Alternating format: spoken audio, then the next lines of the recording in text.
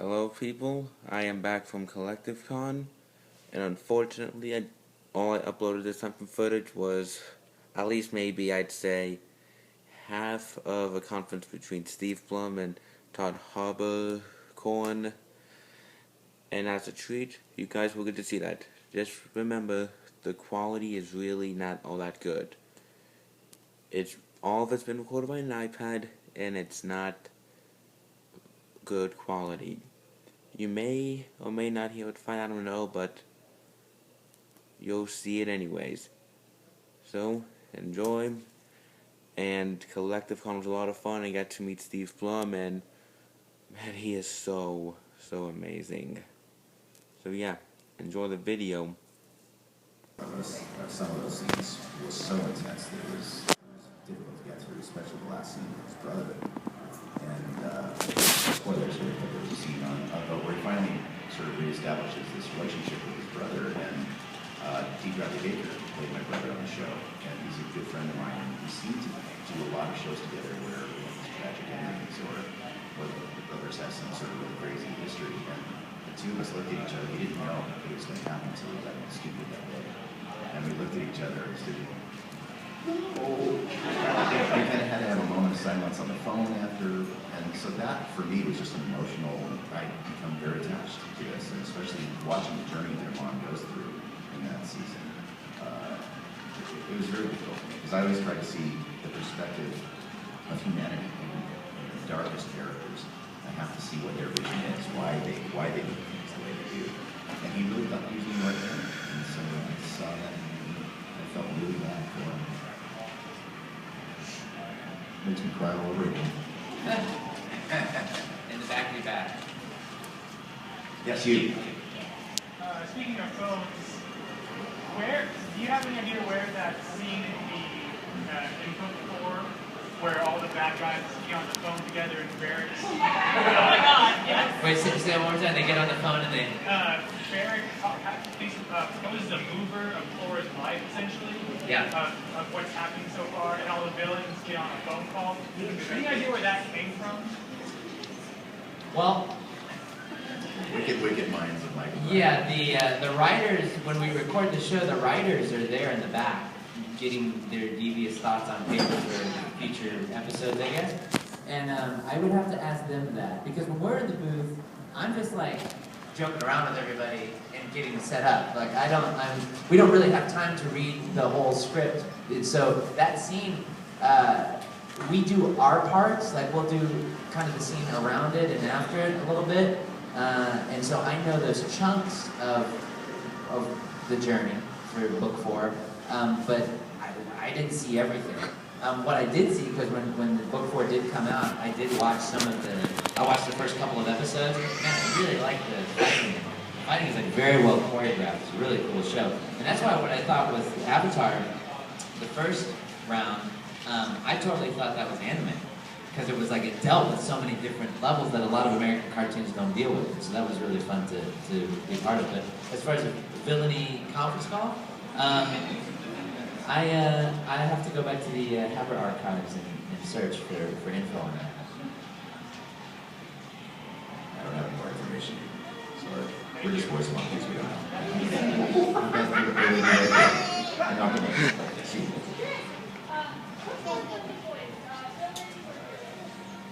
Depends on the day. It really does. It's, well, I drive a lot. I live on the other side of town from where most of the studios are, so I have a lot of road rage.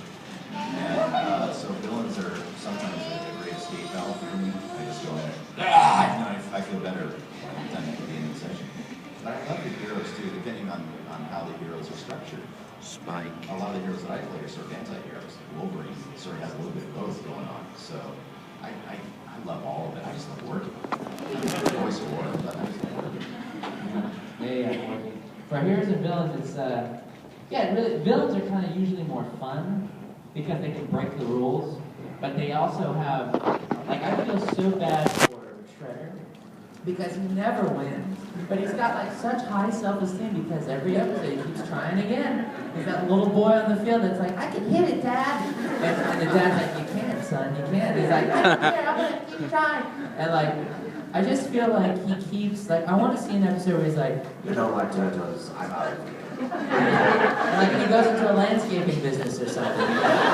But he's never going to win, and he always thinks he will, and that's really admirable. I want to see an episode where Shredder is voiced with that voice, the high voice. Oh, yeah. That would be awesome. I'm a bad guy, everybody. Why won't you listen to me? And then, then Mickey could come in. Oh, hi,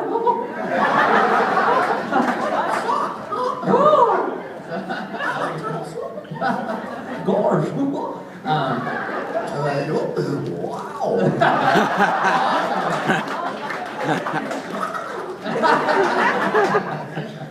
That'll be fun. And then all the C&Ds will come through from Disney. You had another one?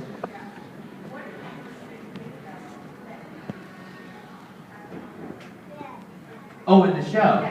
Oh, okay. That's pretty nice. Yeah. That's where I'm going to find many ghosts. Let's see. The bedroom scene in Free. Well, the thing about it is I don't. Hey, listen. Once you've been naked on stage, once you've kissed men on stage in a play, not just like, hey, I'm on stage. What are you doing, sir? Come over here.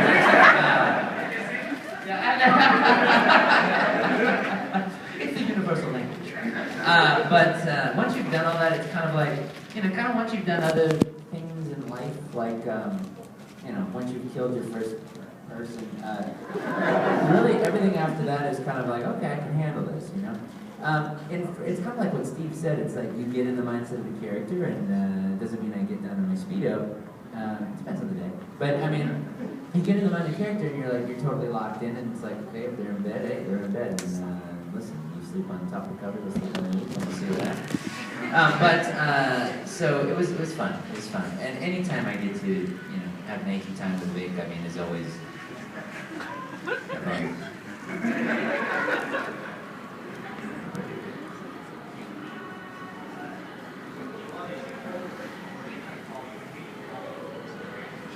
I have had to audition for Wolverine almost every single time I played it. And I don't know. Well, it's because there are different production teams that are coming in, and because Marvel's licensing goes out to different companies for each production. So it's not all in Marvel's control. They have their suggestions. Fortunately, I made a lot of friends at Marvel who always suggest me for Wolverine, so I'm always at least in the audition room for it. But yeah, I've auditioned up to 30 times for Wolverine throughout my career. Wow. Well, they want to make sure that the voice is still true, and that's because that voice is down here. It's a possibility that I might damage myself not able to do it. So they, there's, I don't blame them for doing it. It keeps me sharp that way. I blame you. Well, I'll tell them that. That'd be like you coming home to your kids and you have to audition for the role of dad every day. No, my kids, I do.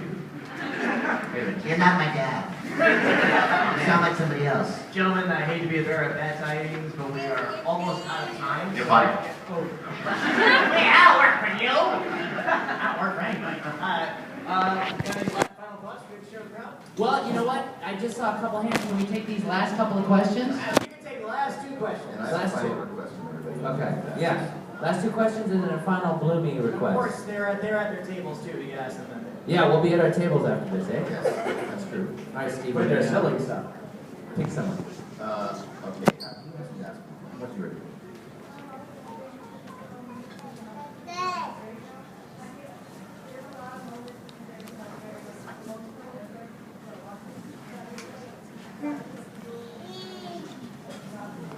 Did I feel the feels when I'm not using it? Sometimes, for me, we look at production, we look at the show differently than I think an audience member does, because we're looking at like fitting the flaps, the emotionality of the scene, getting the emotions of the scene proper.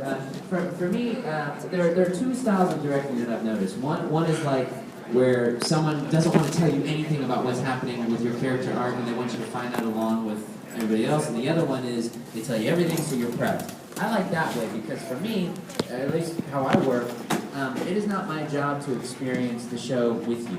It is my job to accurately give you a good the most layered representation of that journey so that you get to experience it for the first time. Because it doesn't help you if I'm experiencing it too, if I'm out of the moment looking in, you know?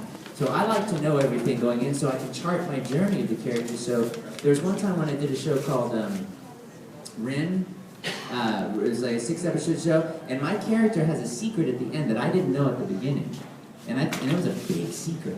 And had I known that secret at the beginning, I would have played that character differently. And we get to plot the journey of it to where at the end the payoff is 100% payoff, as opposed to like 80% payoff because we didn't know that secret until the end, you know? So I don't like that game. I like knowing, you know? And so for me, because of that, I don't experience that same level. I feel it as a whole, looking at the whole story, knowing all the episodes, you know? But it's not like when you watch that first time and it hits you. You know what I mean? It's kind of like in like Water for Chocolate. There's a scene that happens, it's like, oh my God, that happened. But you know, they felt it many times because they rehearsed it a lot. But it's kind of like that. Does that make sense? Groovy. Good question. I have a request Who's got for the you. last question? Wait, I have a request for them before we do that. Is that okay? Yes, sir. Okay, are there any Toonami fans out here? Okay. Have you guys been tuning into Toonami Pre-Flight? Have you seen that on AdultSwim.com? Would you like to be on it? Yeah! Okay, when I cue you, I want you guys to say only Toonami, okay? Can you do that? Yeah. All right, so I'll give you like a 1, 2, 3, and you go only Toonami? All right, here we go. All right. Awesome. Yeah, this isn't the first one. And in 3, 2. I'm here at Collective Con, Jacksonville, Florida, with a few of my new friends, and they have a little message for you. Oh, by the way, Todd Haberkorn is filming Shoot Yourself. All right. 1, 2, 3. Only Toonami! Awesome. That'll be on there. Thank you guys. Starting a week from Tuesday, probably. Week from Tuesday, we'll get that on the air. We have one final. Swim.com. You pick the last question. Oh, God, that's the pressure. How about you, Rick?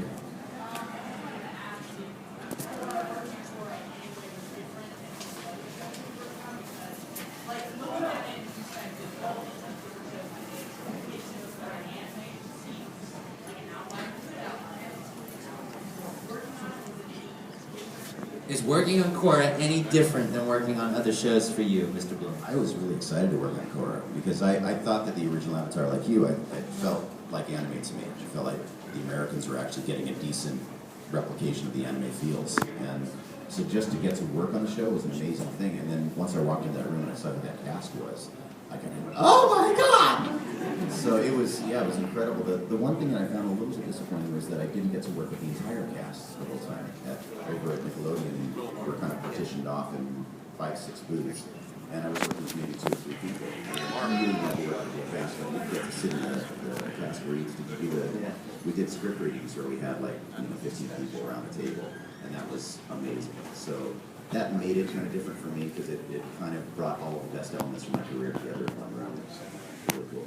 Yeah, it was fun to work on because when you walk in, first of all, you pass by SpongeBob's Pineapple House every time. It's huge. And then you pass by a little diorama of the whole thing. That's pretty fun. And it's just fun. And getting to work with Andrea Romano has always been like a huge goal of mine. In fact, when I first moved to LA, that's one of the first things I told the agents, like, I want to work with, and we finally made it happen. But getting to work with such a talented director and working with everybody that came in, and like seeing Bud Bundy come in, and like getting to work with him and talk to him about his rap album and all that kind of fun stuff was really cool. And J.K. Simmons right after Whiplash, seeing him come in and rocking out with him, it was a lot of fun. And seeing Tom Kenny, who lives in that Pineapple House. Yeah, he does. They only let him out to get his daily serving of fish heads, but it is fun to see him pop out and get some sunlight. But ladies and gentlemen, it has been a blast. We're going to be at our tables. Mr. Steve Blum. Mr. Todd. Thank you guys.